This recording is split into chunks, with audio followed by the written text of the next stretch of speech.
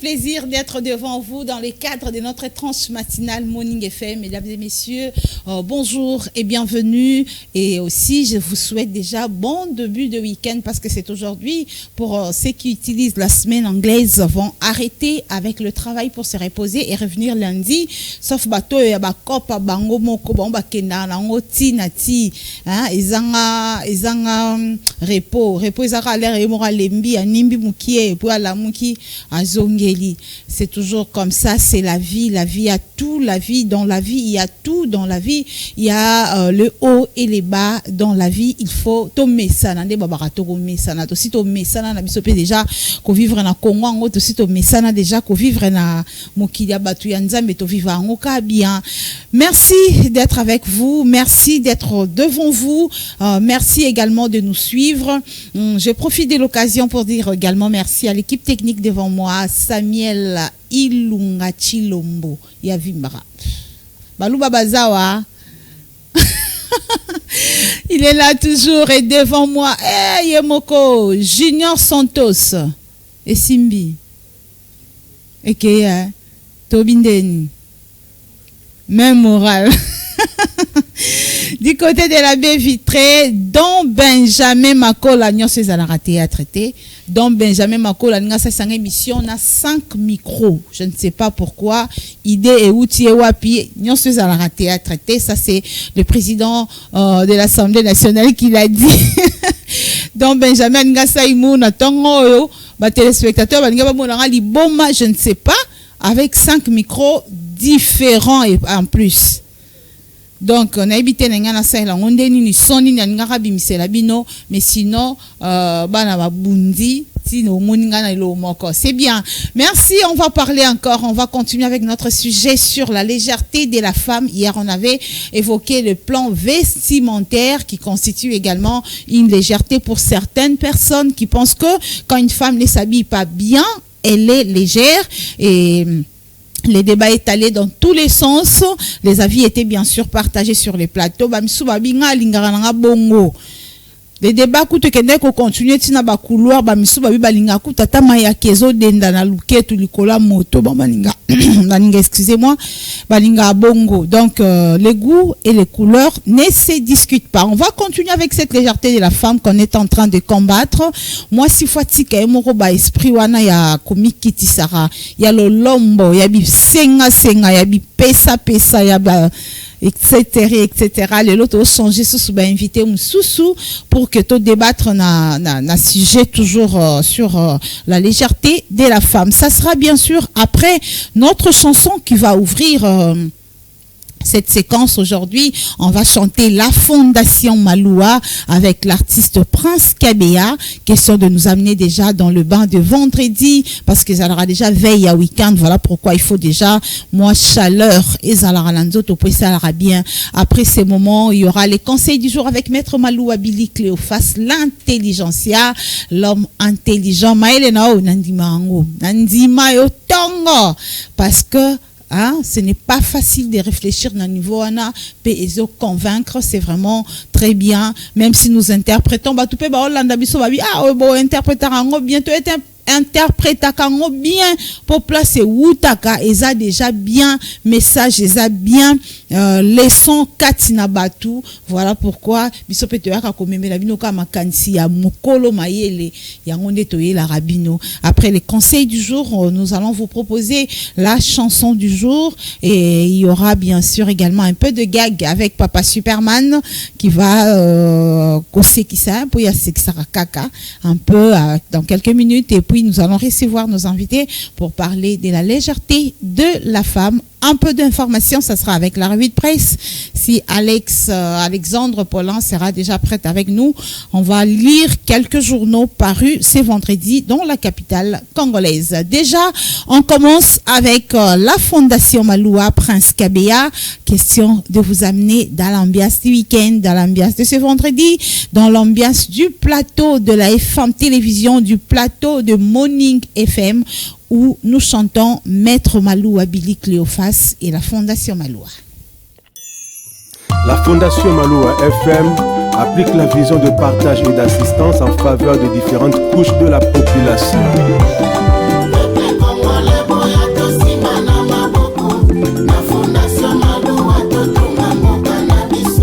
Fondation Maloua Fondation Ezali Fondation Maloua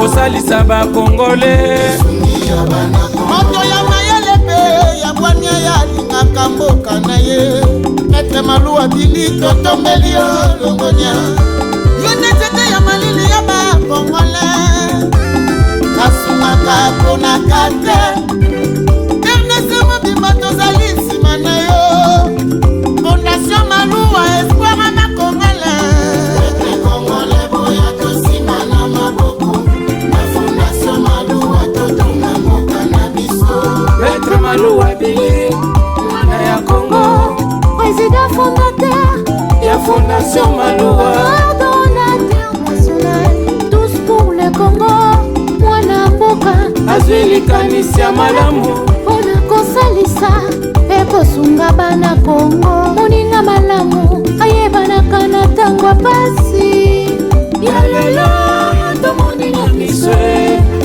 Fondation Maloua Mosungi ya bana Congo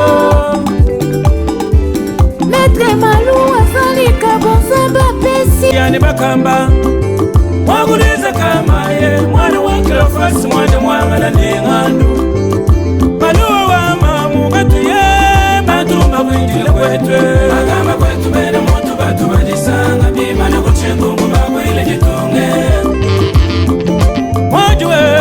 Mwajuwe akabe ya bantumba Pense ngaji kutenda mwanetu Fondation Maloua mwene meje Muluma wampolondo wakuliza kamai Wakututu mushinga bubukwa bisamba Mwana chanja chanji baga cheye Chikwata mukumbika chitu chapanga ngole Juga banshi muluma jikanda Mulonge tulasi mufunja mikani Maloua akatuma tunga bwendeni Muluma kwele mayumi bakwele nshingwe Chiwampa chinyi muluma nyambe Mwana wakuliza ngita bakwe Ujimulale nungu bakwe nango Oya kujile Lelu nyinu leji chilobo chakwe Maloua omwande mwangala ningandwe Maître Maloua gatuyakwe Tantanyeyo Ulezi watulasi mufunja nikani Tantanyeyo Mwana wakuliza kamai Tantanyeyo Basama gani munene wanojwe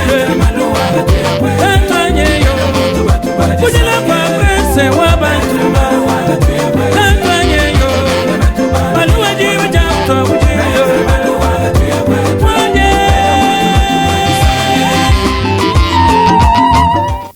Et oui, c'était la Fondation Maloua chantée par l'artiste musicien Prince Kabeya, roi du Kasaï, Aemba Maître Maloua Moufundia Mikanda. Il écrit beaucoup, il lit beaucoup.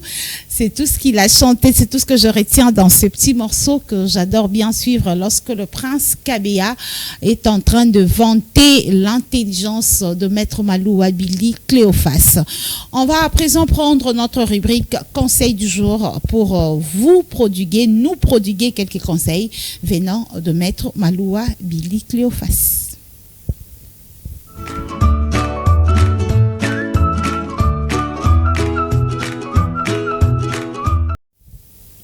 C'est parti pour le conseil du jour que nous allons lire ensemble pour enfin décortiquer. La passion est la clé très importante qui vous pousse à accéder à l'excellence dans ce que vous faites. La passion est la clé très importante qui vous pousse à accéder à l'excellence dans ce que vous faites. C'est-à-dire quoi? C'est simple à comprendre. La clé qui va vous aider à pouvoir réussir, la clé qui va vous aider à pouvoir exceller dans tout ce que vous êtes en train de faire, la clé qui va vous aider à pouvoir faire mieux, c'est rien d'autre que la passion. Kosala reloro tetikaka na sala, po batindinga, po ninite, so moni que ça ne t'arrange pas, ne le fais pas. Il faut faire quelque chose partant de ta passion, partant de kolinga, c'est-à-dire tu es accroché à ce que tu es en train de faire. Donc yomoko nanu fo lingelo ko sala. Yomoko nanu fo zala penza na katia kopo ozo sala. Quand tu veux te lancer dans quelque chose, il faut d'abord aimer. Il faut d'abord avoir la passion de ce que tu veux faire. Si tu veux faire quelque chose parce que tu vas au sala, pour ya sala qui a réussi ça qui, est-ce que tu es sûr ya roko kango? Est-ce que oyebi ba difficulté o ezali ne loko wana ngo sala? Est-ce que tu vas tenir face à ces difficultés là? Est-ce que ozalara penza na mutema ya rosala loko bango basalaka? Faut pas faire parce que les autres ont fait, faut pas faire parce que au monique baninga bangindeli yango. Non, il faut toujours avoir la passion par rapport à l'oko lingyo sala. Ça va t'aider à pouvoir exceller, ça va t'aider à pouvoir aller de loin parce que c'est fait avec cœur, c'est fait avec amour, c'est fait quand tu as la passion, tu auras aussi la force et la volonté de travailler. Lorsque tu n'as pas de passion par rapport à ce que tu cherches à faire, donc yeba ke bandozalara non ça n'arrêté.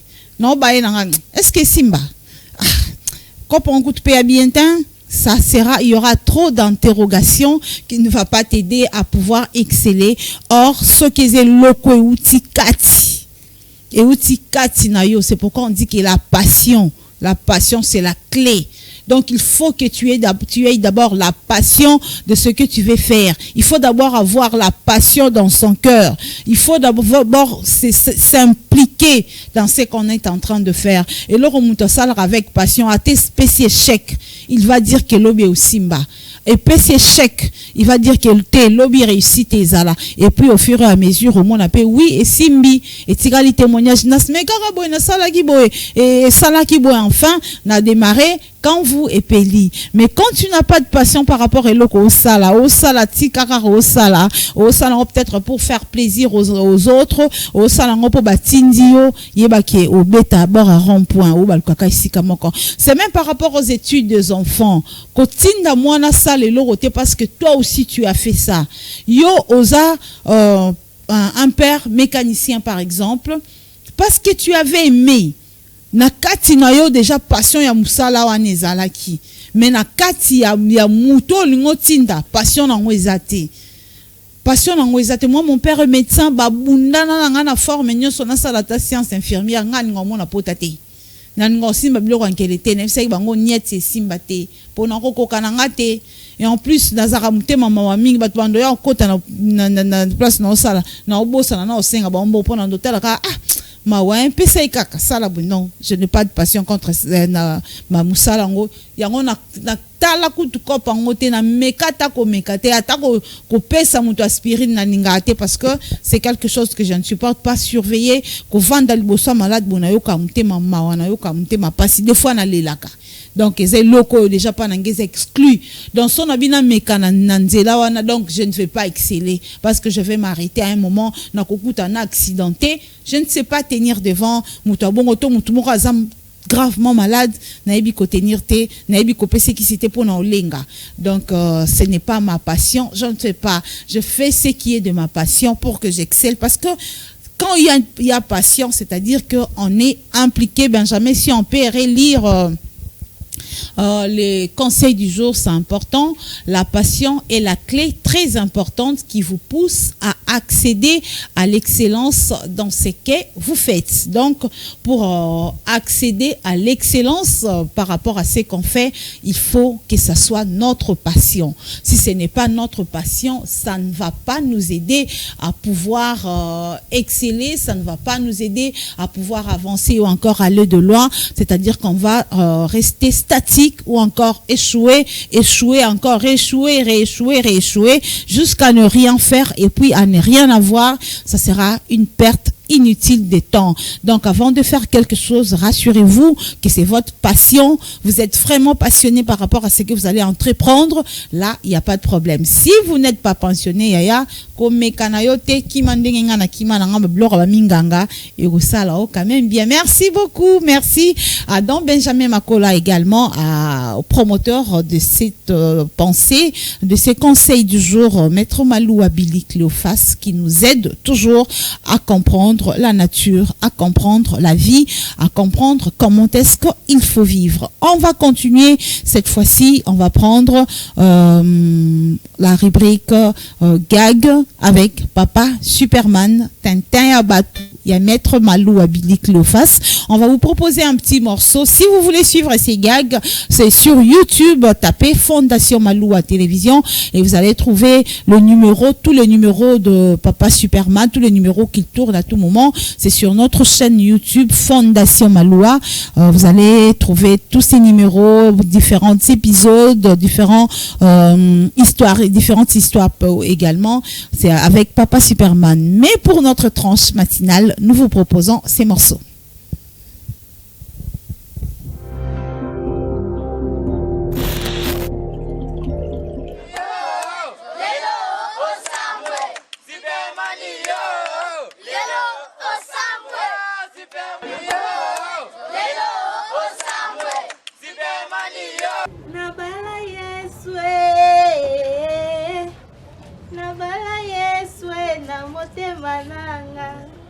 Yesu bolingo nanga Yesu motema nanga Yesu mabanzo nanga papa yonde motema nanga papa Yesu bolingo nanga papa yonde mabanzo nanga papa nabala Yesu nabala Yesu na motema nanga pepele pepele oh pepele nabala Yesu nabala Yesu nalinga Yesu na Yemo ina possiblement ngana lubaki wewe yo lubaka mingi soki buyao na bukilo pana na tutato te papa na aba pasi biso ngana yibisi yo papa mbon enfo papa bukilo yoko tu yeso so muna papa kabaka nizo biso so na tali ka bon ai kamata na bambi mbon zo pamba mbon ngai na yeku bandela nazo sala jibala ya sika nazo fungula nzela mususu ya sika bisika ya kupesa basani sani ya jeans ngana komi kusenga ya plastic oyo kaka so kuyo bana mwana na ngai tuva masesa sombi oyo nzamba amulu makamami omoni ngane na zabu Maître Billy Maloua Cleophas Fondation uye Maître Billy Malou Fondation Malou oya Fondation Malou yebisi yo mama ko sa yebisi yo ngana yitu su kuma ndiki moko na mbungu bukilo bukilo papa na kaba aba pasi na kaba atikilinga bambungu 300 oyo joa ki avant-hier kilo tisiko ina pesa na kupesa ngana yende nga to solo na yu pona nazu bala manu ye na pesa ye komu ya mari bakanswile mama yaza na kando ya mama yebe na kumema yo pana sala mama excellence Jos Bousse Farai, excellence, Georges Bousse Farai. La voix de la majorité silencieuse.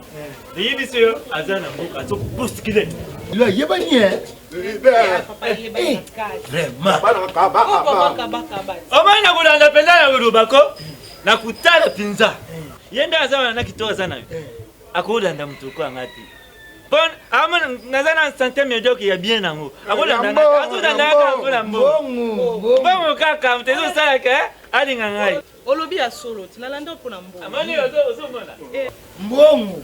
Yemo oine papa na aba biso baluba ekipakata bote kwa biso ata mwana za bebe yo za mukolo okoku kangela yetu neti nienge ya za boy wabe mwana bebe na kangela mama yo za koku me pona mbo so moi tuna za kana ngena zo na yo na mwasi na yo na mama na bana bali pona mbo biso sa papa luba na yo luba to luba papa na aba oyi ba ko zo na mwasi na yo Nayi.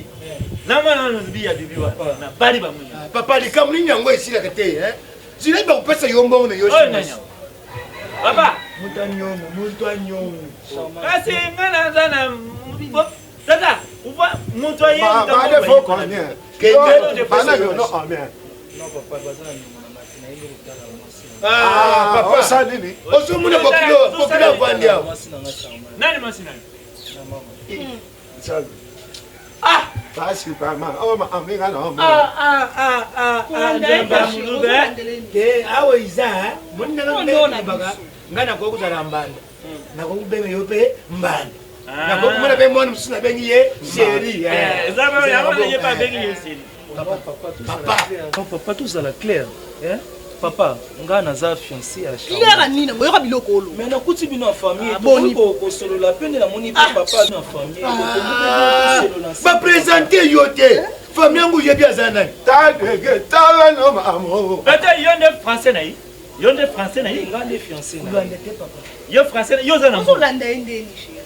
Yo za bana ozape yo mutoka yo. Wana centième médiocre. Yo, ozana centième médiocre yo. Oyo kubebisa le bantu. Yo za centième médiocre yo. So yo aso moi c'est non. On fait ça on bien. Nazo comprendre. Yo mutoka yo kuza na centième médiocre yo mbanda na. Yo, mais santé médiocre ezana santé eza bien tete babenga rabo. Yonde bokilo nanga na longoli 10 kilo pa na ye na pesi yo ya kumi bopepele. Azali susu bokilo te. Na kumumusha. Na lunguli yo. Ah papa, oyibi oyo kaba. Oyo yuka kaba. Kaba. Kaba papa na oh abota. Na iso oyo nde omona atikela nga bamapam. Asombila nga bamapam. Atikela nga compte bancaire. Ya bank. So na keka na bancaire. Bamba ya taji kasema uya $100 awasi. So na comprendre bien papa. So charmante Nicolas azo sala nga boy. Te azo sala te ngamu tunaboyi. Oui, c'est moi son père. Papa yo na libala. C'est moi qui y a refusé. Libala libanda. Ona papa mukolo oyo. Tala papa kaba. Tala. Bien to solo loko kende na oto tika bat ma solo makaba. Azo yibanga te.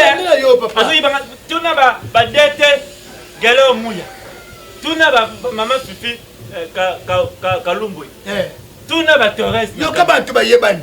Tuna ba yo sango ya papa Superman papa kabaka. Yo so yao tangiri biso ata kombu ya dete ya mpam. Ani uyao tangiri biso kombu ya Torres. Alors on m'a dit OK papa na comprendre. Na moni ozo soifé d'argent papa. Mais dans la famille présidentielle, dans la famille présidentielle, il faut que vous ayez soifé d'argent. Oui, quoi tout diamant tout mbele. Oui, quoi tout bakuta, tout la kani koluna ngolo kola tout mbele. Tout tambu lambo. Ndeza wana za papa. Tatu asa tatu befanga na kusolana. Papa. Beta bona ba kurana mununa kurwana matu. Papa kaba. Bo disre ngali souté. Azo beta etiru papa. Eso yebi ke tozoluka. Bon asani. Bazana posa ya mbongo. Te papa, naza posa mbongo te. Sko wanu ngosani. Non ba. Ah bon, sambo. Nazo officier. OK? Papa posa la fiancée na ye. Nazo officier. Yebisa bisu. Dossier na yo eza na kati na parquet. Na pa asani. Yo za papa ya kaba. Papa kaba o asali mabe na Congo oyo. Parce que asali BBC réputation mboka oyo. Nde yo zui lokwa na comprendre lokwa mwana bakangi yo ne papa otike ko jouer musala pe. Mais biloko ya mwana na Yesu ya ko bebisa mbongo ya ko panza. Omande bolikira abati makambo. biloko ya mwana na ye. Mais yo za papa kaba. Yebisa yeke.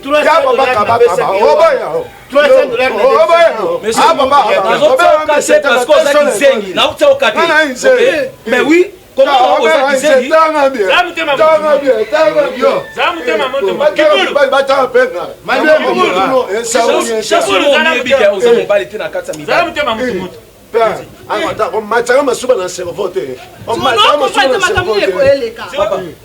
charmant bali ozomona mobali yende mwana ye aza na prison na mabongo ya bato ya skroka oya yiba asala ba crime si le lot ozana ba recherche ya bato nyonso ba travailler na ye ensemble lokola papa yo mibimisi ke yo za papa na ye yeba ke yo poza mokangami yo poza mokangami na monde oyo na otika yo te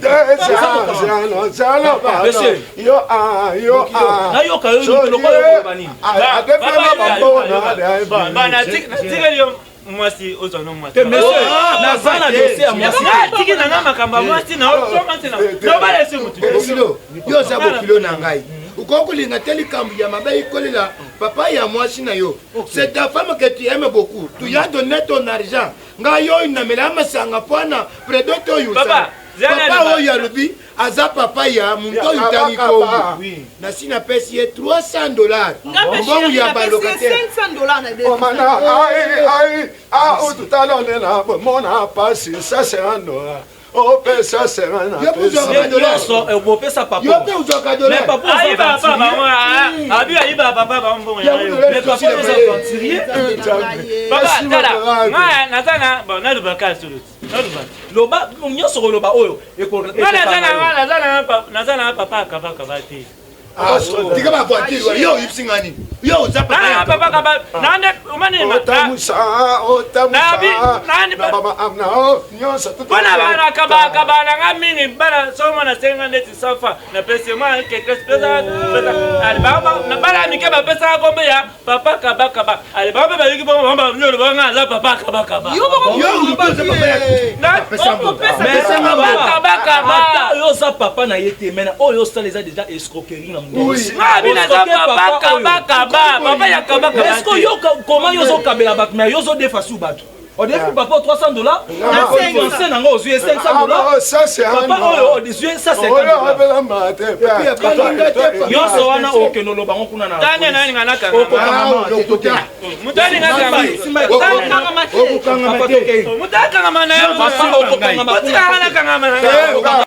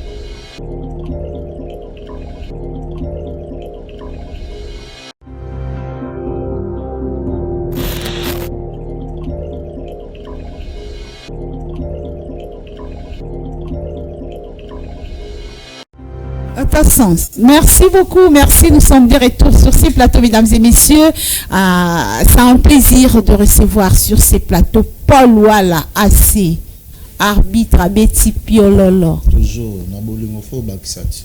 Nabomo beta mikolo na babolinguiste. Babolinguiste? Ok. Babolinguiste, c'est-à-dire? Ça veut dire que bateau bala na kata ba déception ba ope bazo vivre pe bolingo donc to sangisi yango. Babolinguiste. Enveloppe à kaki.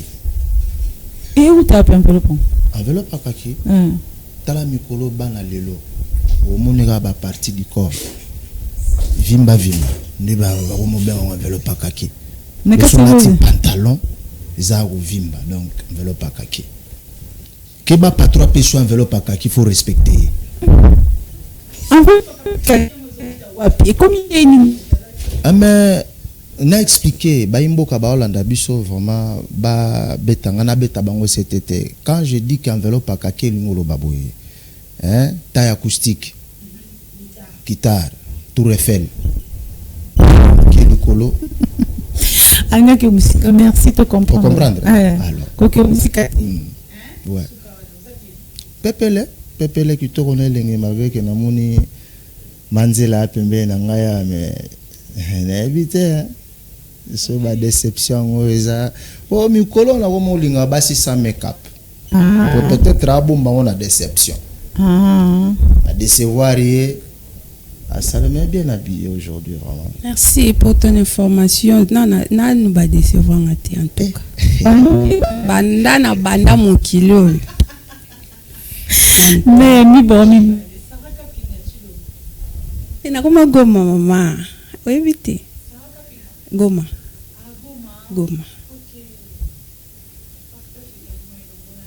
Voilà, donc koma goma en tout cas. Eza moyen moko oyo ko partager pasi na mawa pona mambo zo komela bango. Yana komina nga Sarah Kapinga Goma. Le but de bela on parle de la légèreté de la femme. Babi batiba légère na mambo belé. Avant to kota lelo na ba comportement surtout le bela non accoutrement de to sur lobina. Obi balobaki tenu ya mwasi. Obi bien habillé hein. Oui, elle a bien. Namoni ça va, il y a aucun colésate. Donc si il y a aucun na bureau, aucun na bureau. Mais ça va.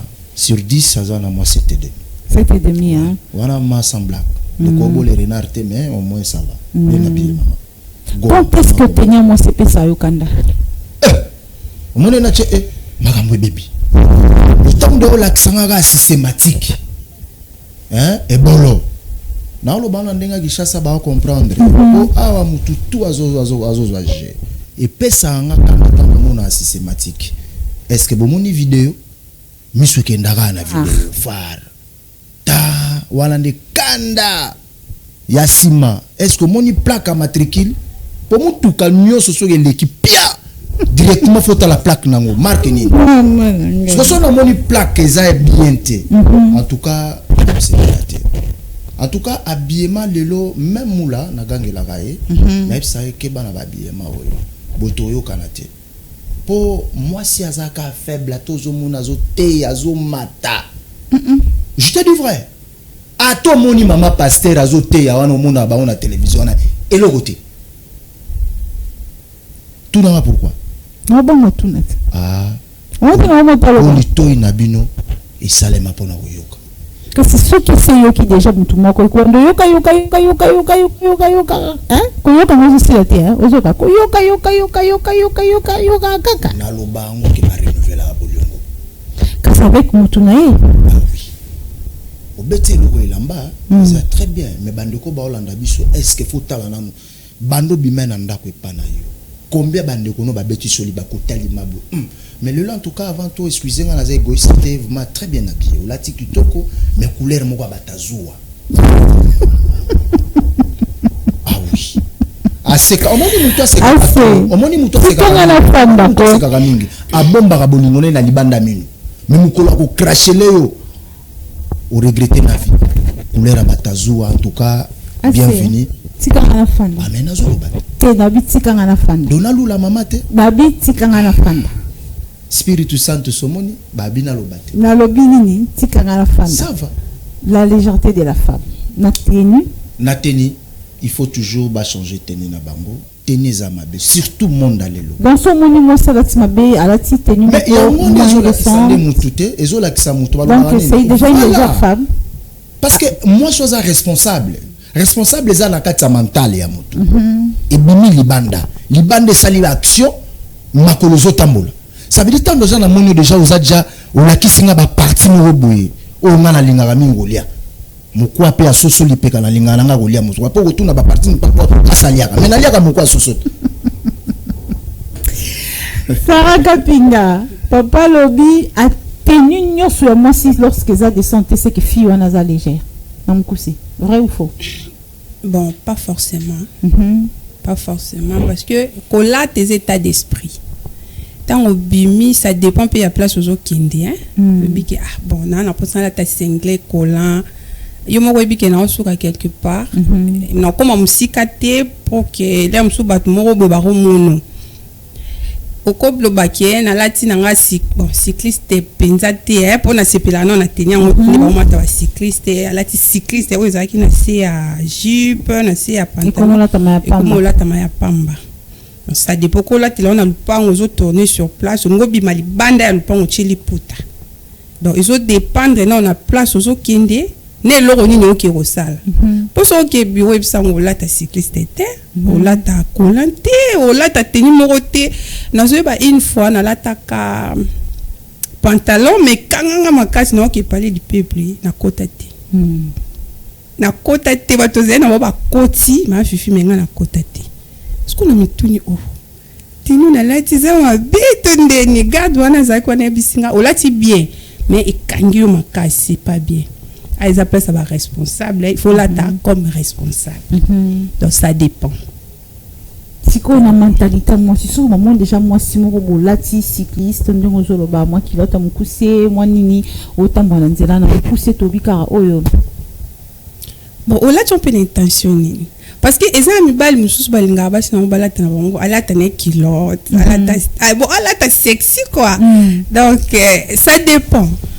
ala tane sexy et ça dans le côté ya lingi bongo mobali na ya lingi bongo problème ngeza est-ce que ça affecte comportement ya moi si wana po bakata kana mukuse que c'est une femme légère ou bien te akola tane bongo mais aza quand même moi si moko se respectaka bon beaucoup kata bongo te yo na lo ba kola tes états d'esprit oyeba place ozo kende na biema o lati eske ekosima po bateli musu to suka na quartier bateli musu ko memoti ville yo moko ebike oyo na kota na ville oyo esuki sanga peut-être na zana lemba na ke matete ça dépend exacte que so fia lati voyage légère pas forcément papa Paul yo na mkuso lobika ke forcément ceux qui moi sache surtout le loba comme pe moi cinglé na katelo ko pété moi li puta moko boezo sa soki ndenge nini Sko bablo ya pesanga kanda mutulo kwa ngana linga bolingo mingi data na mono ndengwa na de ya siko talaka. O déclassé. Oh non, omoni bolingo madame Fifi F. Bolingo ya monde mususu. Habillement ya mwasi et lobi madame lobi ke eza état d'esprit oui na ko kene mena ko kende mobimba te. Tant déjà mwasi alati lamba moko boy l'intention po bozala l'intention. Ne bozala non c'est la intention. Nda obima bike oyo na raté do place na que ne faut pas babenga do esengo na bino za paix bonjour madame bonjour s'il vous plaît oye bo sololi et ça la rabino mais oui na moi biti mo boye mais biti za bo solo et tout là ah mais comment tant mo beti déjà lobi ga lati singlé et le côté na kati cycliste hein caché secteur zo monana ah mais directement ba mon a qualifié yo petit à quoi on a pour ce billet à pour 5000 francs moi quoi on moi bière moko esili tokei bazali mais yo na mo sorti mo au linga moi si waza yo il y a deux sorties son nom qui peut-être plage par exemple na webisa manzele na mama mais c'est pas ça misu na ngese pela na mona ba voisine te tellement ya za corps yo bikaka Taylor wana problème te wana ngana on akata mutu ka tokei mais ça dérange aussi les autres ah mais siko atambola pa pambate omoni mwasi oyo atambola lati eloko mobo ya ebike problème za nini ya nzoto tokende bien po ba imboka balanda nzoto po enveloppe za nzoto nzoto so eza maya kovanda bien oza sûr ngatina mama pina wana ba mama baluba na pesi pina mbote po ba eba kobongisa bana ba emba makolo makolo vraiment en tout cas félicitations na boa kelebino ba fololo waza mulu ba sepelaka déjà ya basi ko baza ko seka po ba yebi masolo ndenge ça vient ilunga oseka ah mais comment donc on web c'est que non maman au moni place to kende eza esika moko peut-être restaurant teni faut la correct oui de panne oui de panne to robe moko boya bien hein to kende fait soirée maman betelange loko wana pasula tina katikati tiao po na ngamu na yebi ke wana soirée contrôle ngamo contrôler sur les plage mais sur les boîte ba bakota ka boîte tenir boîte pesale mais sur les aka eloko mo raté l'occasion de rien de okita lemba bozo ngabo super mabe ate mais c'est quoi bato pe ba mona madame aye na fête bien qu'il est accompagné amela nega soya pour kolona zawana ya pe permis to mela pe soya baninga tango baza zo le kala mela no soya merci beaucoup to mela soya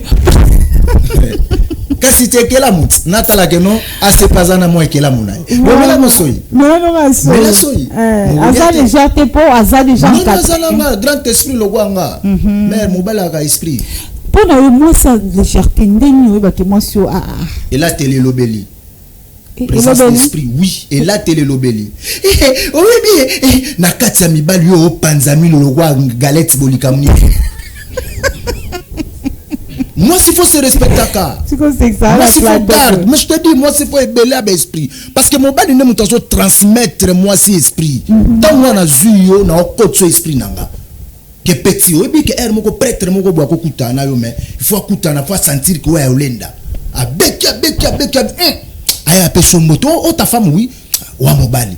Azo remercier, yo, moi, si na yo à travers, yo, abi, non, osa mobali, parce que na travaillé esprit à moi, si. Combien de fois na kuta nango une fois est-ce qu'ils a quelque part na beto le mois lisolo mois ya seconde moké na sexayo voisin moko banda ça na société pétrolif ya ngola Chevron bando futa dia ba 7000 balles ngala ndo ça na société moko boy quelque part mais yobika moi nzila kufi autre na zo petit moi utaka gisasa ya rapé na ye aya tailo vendre kemba ko voisin wana luka récupérer ngobi makamla sala ngabiso na tikika petit to ba récupérer ngai allez na sale ko simati nake na somba poso ya koba na zo makila et tout na sopela ile boso porte akimanda ko ngabi il faut qu'il m'a mettre bagoli zo moi cité mais comment na mettre ko ngere bokoko na kimi semba moko à tenir tes oui na eba ka tenir tes outil qui ça fraîchement à kuta l'art à otikanga lo so en tant que maître pour na geler vous la laissez singaluketo tagate wanga la tsabala singaluketo na bi pecho moni ne woyo mekolo na soko mega go de vieux dai la ta singaluketo mais je te dis frère oyo ka si mettre te salaga wana tempo ngamona salada yo ya bajete bon faiblesse à moi si et utaka na katsa dialogue au cas moi obi pourquoi dialogue parce que moi si so aza faible izana awa moni awa ya baza makambutu peut-être sika ya uteli peut-être pasi yango ezolakisa tika na kende nanga kaka mutu lokwa f bonga na welo nani tunanga na esprit ya okemba ovana ba assez les grands gourous azawana sko ele onelengisa mutuka mais petit mususo elega makambo ka poro mbala mogwaye mobimba yaya tika ya biso love misiga love ya na bakolo love. Vraiment, Sarah, non. Ouais, maman ya boy photos années na terre poto beta bien. Bon beta bien, kasi yo kiti saba sobiko bangi mo sa e ngangola sika okima ke kota pétrole. Maître. OK lou. Ya, moi mulu ba en plus. Na pesu su ba maman ba lu ba mbote. Tika, ba yebi ko bongisa bana. Wala ba jeté. Na ko soté. Yo nazolo banate non yo to kelo musikate yo to kelo musikate Sarah pourquoi mobali akozanga confiance même na moi si oye moko landi histoire hein c'est-à-dire que azanaye maébi que la femme acquise toujours une légèreté son a tchekengete ako échapper na contrôle bon manque à confiance parce qu'on considère toujours que la femme ouais bon. Mais l'histoire Betty place na comprendre que les gens moi si ezaka mingi na mbongo ya boya ki azani na mbongo ki abangi aboy ba chele paquet wale zalanga na veranda zotanga apesi ya mutu te na veranda abini na mutu te mutu moto ase wa alobi pe loko te nini Yosu tala mère na batanko baza excusez-moi de baiser pas na mais batanko bazali avant da ligne la koka bula lo barelo ko tasala ka basa tala moi c'est musique une fois mère na ngapsanga ke mwana biso basi to abandoki siko na otuna siko biso basa ngomba bino basa ngomba ndoki na ndenge nini wana dissertation na batutu balingi bolingo vraiment en matière d'argent sont toujours la femme légère oui en matière d'amour yombalbaka basi baninga mbongo basi bon mi bali ce qui fait que mbongo rendre biso très faible na tina niveau confiance même pas mobali momo ko zata ba ke soko ke même ba basi mi bali mususu basi na bango ba bi même ba patron na bango te basi na bango linga mwasi na même na musala te akobela a lukata ndenga ta voisin na tinga kuna poso na tini madame aroya atiki papa malade maké pas kebela parce que tant que kuna peut-être soit kutani pena patron moko hein le kana na épée tellement que la femme elle aime l'argent. Alors qui papa mobile nazobe la bénéfice soit autant quand mobile était autant t'es na bakisi boy elle reste. Ouais. Pourquoi l'argent rend la femme faible? Parce que l'argent est fort, non? Toi qui peux pas. Il faut dominer biso. Non. Mbongo fait dominer. Mbongo ezana nyango mona na pouvoir moko boye. Moi ça lingara mbongo pour moi ça lingara kolata alingaza bien ba na miso abata bima bien. Ba o ba lukara pe ba lukara ba o pe fandi ka boya ozela ba pesi ba zapi. Siko yo mi bal musu ba comprendre que moi si oyo pona zwa ifo mbongo. Alors yelo pina ba achelo pina paki. À chaque fois so bo kutana ya pesa ko ka mbongo. Ayebi que so apesi yo 3 4 fois 5 lo moko boya te. Pombongo e kangi yo déjà. Donc, moi, c'est peut-être devant Mbongo, c'est un peu faible. C'est ça là le problème. Où maintenant placer le vrai amour? Mon histoire a bêté à moi, ça outil qui n'a qu'Angola. Et aussi qui ça a bêté, on a aussi mais c'est pas bien. Ouais. Donc, c'est-à-dire que mon bali, soit comme il voit que ça, il l'aura morobo pour que à retenir moi si. Donc, l'homme aime la femme. Mais pourquoi l'homme déjà sent que moi si Oyo, son monde s'est présenté à Ozanangati? C'est-à-dire ce qu'on boningo ya solo ya moi si bazongo wapi. Ma fifi dans le beloko moko déjà premièrement mon bal sera sali loko oyo. Voilà auto beta. Mon bal non yé moko ça na confiance na été. Parce que tout parce que ils sont faibles. Ayebi que na mbongo mukie par rapport à entourage. Pour yende ngazanga banga ki entourage. Alors big entourage au niveau nazalé na moi so moi so meki a okende. Azali na confiance na yemoroté maman fifi et puis confiance ya moi si wana ti. Comment ko détecter mba moko qui moi si au défend bon a kokwe. Parce que tu l'as dit aussi quelque part que moi ça fait bien nombreux. Na côté ce qu'on a dit solo na et pour ya lobby qui est na mona ki ke so a poussa ni pe na ba boss et bon moi si on a so ka ligne et ça moi si me so ni pe mobile sambo. Mais ce sont des genres de femmes où parce que notre objectif c'est de combattre contre les gens. Hein? Et on a fait comme dans le milieu de mais on sent déjà qu'aux autres transmettre un message je suis prête. Voilà. Nous allons comprendre. Alors, en passant. Prenons encore l'aspect argent tu peux évoquer par exemple chez la femme. Pourquoi l'argent doit dominer sur la femme? Pourquoi l'argent ce qui est comique à moi si faut qu'il on sait déjà que autant va passer à mon au Kenya. Moi si il faut avoir confiance na yo moko. Aux anon webi ke na nga moi si devait loko bona ko kipe ko kuya mais au tenir bon obiti. Devant bon na ko kuya te po ngande na oluka mbongo etika la oluka ngati o mobile pesoza erna so pesanga ata za ko considérer yo ekitaka moi respect ekitaka donc yo la kisi ke devant mbongo donc ngai mobile mbongo donc ngande na boy mobile mbongo yo mobile mbongo yo moni basi belé devant mbongo azokoka penza ko résister te. Pour y moko déjà amitié déjà na caché wana ke nga mobali fo mbongo nga mobali soza na babenga yana terme mo ba utilisaka nga mobali fo mbongo soza la mbongo te to vivre te déjà moi ça PCSP wana ye moko sko na para mbali osanya bien quoi moi ça linga mbongo to kindi to kikabo. Comment gérer aspect on est moi si ouais et ça va dire mito mibali baby ke basi mbongo. Maintenant comment gérer pour que on maîtrise moi si allez ba non si par exemple c'est une femme mariée oui ba on essaie de bala na valeur oui ba poser la personnalité pour on peut ça peut nous comment on gérer moi ça bon cacher déjà bala ke oh l'art et bien Tchel pas à peine droit à vivre. Papa moi a bisanga bi vraiment ça au bal en Tchel. Wa sali da vie à vivre déjà à monyo akoka komona mbula ya butu ya moi na zamba makambutu ye kaka.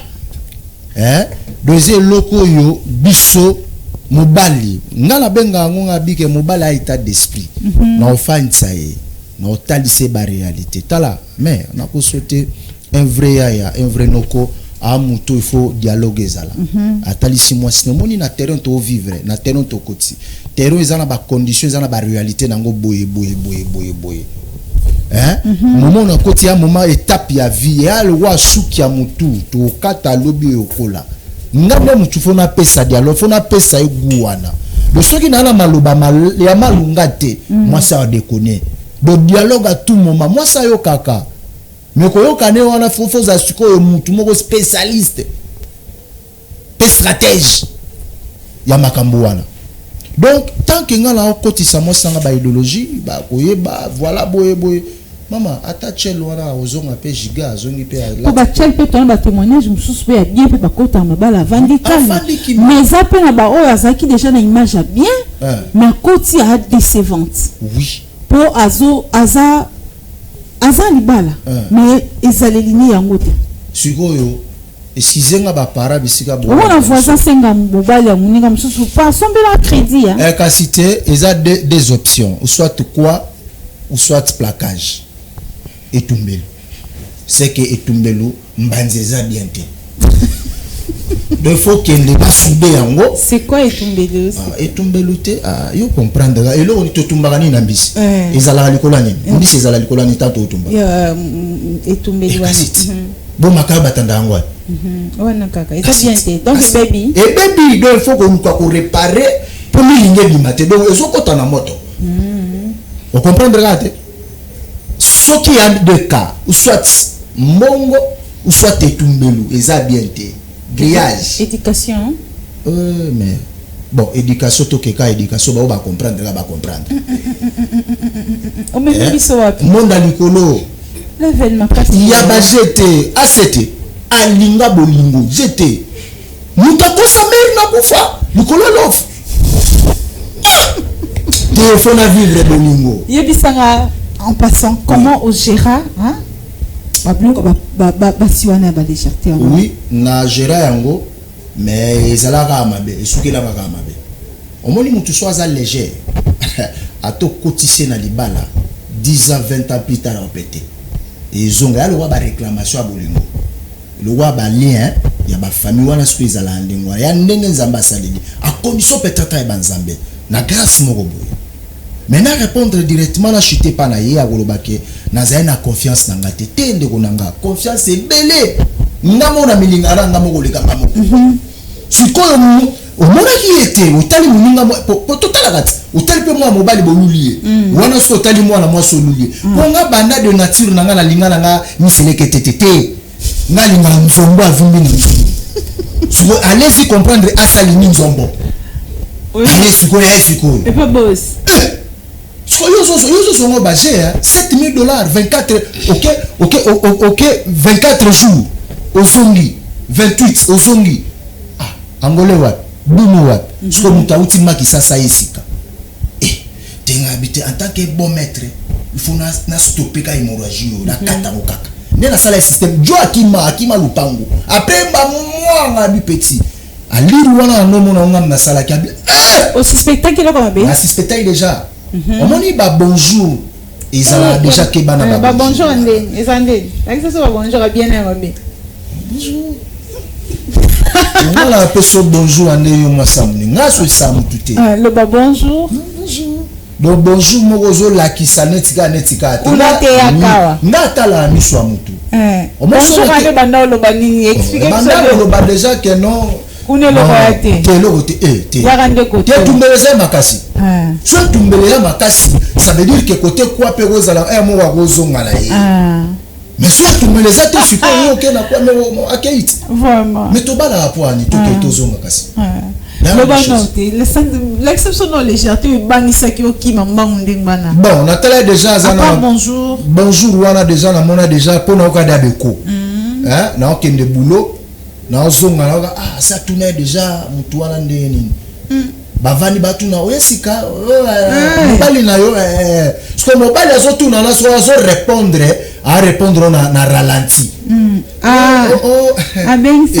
et c'est koufi j'ai koufi place wa bala mona comprendre que faut petit en tant que bonoko faut appliquer l'application wana benga prise à mettre chaque mètre a prise de Goldberg a speed Undertaker a boro do wani la tati so que Jésus ka yo na bokoko bo ya talaga puswa koba makila na zwe lamba mo na lingi ya rouge na cheche bambongo akala chubi na bwaki on ga wana ganga alungwe ba mo na ko kimia ebisinga bi ba oluko na bulo so kibi ba boma bakabinde ba mabe atikanda kwa bima kenda ezaki na rien maître on a la kimia na manzele nanga ezaki na unga bonga matenga mo na créango maître muta créativité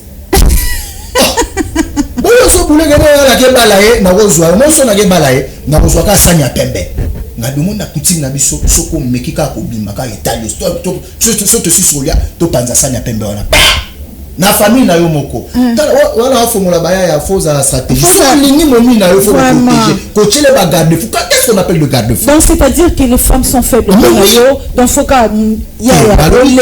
tout le monde non pas toutes les femmes hein donc sur le monde déjà qui est suspect ça sur le monde déjà suspect on doit tenir na yo faut que le mwanzela faut créer les chemins vraiment poison à giga bo solo litre na quantité de communication wana opesi ba baya ya boule mais comment combattre cet esprit wana na bo dialogue il faut que nature à l'aise na ba position nyonso na ndako eloko akolezanga te azana besoin ya mèche sortie na bimisi moi resto tolé moi ba force wana na bomé wana moi chomo moko bien je toke na cinéma ko toke ta na cinéma toke moi kara bien na kopesa yi ponga bote kuna saba je tenga sona la quoi ba vivaka umana fungola na sala ka pena na sala ka kuna sala kutu d'ici la so nzamba sungi kene na Chine ngana tikali talaga muta sacrifier kende Chine vraiment ya tikali na yo tinga tikali na mais tala pesa condition nga monene okende wana sikoyenga bato babanga pe basi ba voyager oui c'est bien mais eza au moins moi ce soit lingio wansko na ko na ngambu na ya lingio ata ba présentation ba dollar ende soka lingio on a ebisa ba yake ko rata kambanzite et tout melande fait prise à souka mima likolo pardon la maman ok la souka comment combattre cet esprit na bomoi si pona yo comment lutter l'esprit wana ya légèreté pour que ezala raté basi bazalaka na caché wana te batikala na ok basi ba légère balela mbongo surtout na aspect mbongo ba bien moi si baloba problème na été na mbongo toujours faible maman Fifi bon c'est un peu difficile mais conseil ezangate ya au moni monsieur ezaka éducation au moins so une éducation ya bien ponini ya mabe baza ya malamu baza biso nyonso touta na bandako to na ebité ba vivre na ebité mutontaza na ndenge nda vivre pa na ye mais tant ba parents ateza mingi ti mais bazoluka quand même mwana nyonso azala bien ba conseil ba maman mususu mona fandisi mwana zo pese conseil ya vie o profiter ta na conseil wana tambongo ezate mais yo profiter na conseil wana profi tango yo komati na niveau ya ba légèreté mo boye devant mobali o ya uti pe na famille mususu déjà na yo moko fo mona ke eza sensité o mitali boye na kitoko eza pe na mwasi so akitoko mais singa ba crédit yena pourquoi prière soit uti classe ndako prière azo pourquoi o sambela akosa pe mamba no so basala mais amoni ke ya na tina ti soit na sambela nanga na tanga na bongsa lobi nanga donc les états d'esprit yo moko mitali no bobi na bien donc za bien bongo olobi ke nde na bien boye mbala ko sakanela ngati déjà le ko faut tshona mtuki mbala ko sakanela ngati pona mbongo dada na loba elo moko o mo mobali nga loba nga so mobali alobi amisa la pauvre o kometa lo mtali boma kukuya na pona ngati oliye kaka olingo et puis bomba ebima na lobé loko na loba à chaque fois ko ça no erreur wana te esika bolingo ezivandi ko ça erreur wana te po niveau na olingelo parce que okoma na problème wa yebisa nga vérité na olingo o je na baby ngam na baby sango po na olingo ne ta ozanango problème na ngeza bolingo na zande na kimia ça. Ngalinga bolingo. Ngaki J'aime. Yakimia. Yakimia. La tête te. Sur la liette, non qui est pour ça mais la main na milima inana. Non, otaleka. Non talobo. O ça ne sengo. J'aime l'amour en tout cas. Nani oyo comme lobo. Comme il a souka, on a parlé de la légèreté, l'obito le bela qui est nul, l'autre continue un comportement souci à moi si, surtout la femme qui vit à côté de son homme. Et on va recevoir tout le monde, tout le monde sur émission le jeudi prochain pour les derniers mots sur la légèreté de la femme. Nous sommes arrivés à la fin, un dernier mot pour la lélo. Oh là là. Oh là là. Et aussi la thé. Bon Zamba qui l'a na don. Mais la bafle. Merci quand même pour la bolingo la pour guiter. Yala biso balala mais biso to la thé. Vraiment. En tout cas, eza na bao bazo souffrir na bolingo o ba bengani lelo na banda. Bao mabale kufi na webisa yonde ko moi sito mobali benga moi sino solo la na epesa ta chance asuka. Hein? Ce qui est sukuta limbisa na biso. Bongo biso to ko limbisa te pourquoi? Courage na ba ope bazu déception na encourager bino na ba ope bakani bango na mibali na osenga na bino bo continuer aka kuliaka biloko ba masolo to beta masolo bolingo yo moni ke loko wana eza ya yote me officiellement bani nango tala yo ko so ba yiba ka bazala ngundeni balela kango na ndenga mabe ona ya mbangu kona kende bona kotika tati yo mona la yanke tous ces pays ici bas ya yope baolia makemba wana siko yo kozala na surprise na baope basali mabe bao babomi batu na bolingo pas si trop soro mona mwana batu wana lilo balanga suka lilo delika sezati lelo oboka mutute lelo zaka pona bata bolingo yana batu te na oboka mutute yana batu le hospital bazo perfiser bana mibali lokola nga tika to zala nkoko na lobibe tika to zala nkoko nkona mutazo salo mabe. Mais tous à l'appel gentil na mutozo l'action ne fisque après le mois respectez bazaba maman na biso ba memara biso 9 mois attention na moi so ya bimiso le mois na liboso attention na moi so bimiso le makila liboso basakala na été na sengi bolimbisi na bisika o peut-être na lakaki que no balo na bali yote wana sengi pardon na sengi pardon bolimbisanga itanga mete mais botika na vivre na mona bato ya mwana muluba na pesi ba maman nyo so buluba mbote en tout cas et tumbelezanga te keba et tumbelu. Merci beaucoup. Merci beaucoup Podwala. Sarah Kapinga sona landi Paul et mon buene batene bandu sambela na sandini basala wapi ni la de droit bon siko ngala za mbongo ngaza pope sanga kanda yela ngaka mwana mobali to nyale mbo mais po doser nga yela ngaka e bo kanda kawa. Merci beaucoup, nous sommes arrivés. Sarah Kapinga les derniers mots. Non, voilà. Bon, na ligne na pesa moi conseil am qui na basi nyoso ba ta la biso. Tozo beta bino libakute zaka rakie to lingi moi sa zonga. Azonga la rai. Azonga la rai. Ya kamoko afingisa ba ya nyoso likola acte moko posa. Voilà. C'est toutes les femmes qui valent l'ambongo, c'est toutes les femmes qui sont légères, c'est toutes les femmes qui ne savent plus parler. C'est toutes les femmes qui sont aujourd'hui sans valeur. Voilà. Donc et comment ata o salelo morobo ya bien yozo mona ke na sa ngo bien ba mo zo ba. C'est moi puis ça kanda ko lena moi si ko lena ndoki. Donc eza mutu moko nda sa ki mabe et affecté basi nyonso ko lokwa naza mwasi et ça la nga mo passe o koza lo sa elo moko abie ba lo banu basika boy ba lo lendo pamba yi eloko ezate boza pe beli ba pe ka ndemo mwasi nyonso za donc basi nyonso ba ka ndemo donc to koma okokana pona bino bat bolingi bo se faire comme qui tisse ba légèreté mon boye zanga mutino makolo en tout cas besoin ba responsabilité na bino lokola basi to za pento qui est na moi de la femme en tout cas besoin penza na rai et na accoutrement comportement tout ça donc bo tchango penza na maboko soko qui place mon babino c'est une femme vraiment. C'est une femme, félicitations à ta maman. Donc, mon maman, pas maman d'abota.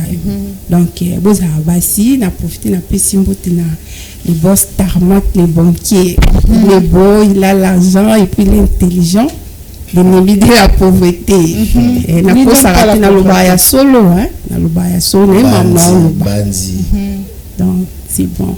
Unique, hein, yekaka. Yelo yekaka. Te yekaka, na baksa msusu. Ti so na baksa msusu comme le quoi. Oko étouffé. Na ko étouffé. Merci beaucoup, merci vraiment, c'était un plaisir, la légèreté de la femme. On va recevoir Oignon Sobaleki différemment dans le plateau pour nous parler sur la légèreté de la femme. Potoyeba, Nini et Salaka, que la femme soit légère. Pourquoi elle est légère et comment arrêter cette légèreté? Ça sera nos deux questions.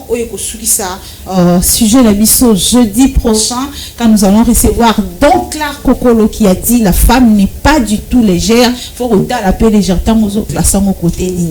Nous allons recevoir Alexandre Paulin qui a dit que la femme qui s'habille mal est légère. Nous allons recevoir Jackson Bala qui a dit que la tenue ou encore l'accoutrement de la femme n'affecte en rien son comportement. Nous allons recevoir Sarah Kapinga qui dit que tout dépend d'une personne à une autre. Nous allons enfin recevoir Nassé Paul Wala Moutupassi. Paul Wala Moutupassi qui invite Yatiki Basi Wasana. Bon, ça n'est pas moni, mais à Bendi Mato Inabayaya, pas à maître. Yaya, il faut stratégie. Mais il faut une stratégie pour nous lutter contre la légèreté. Mais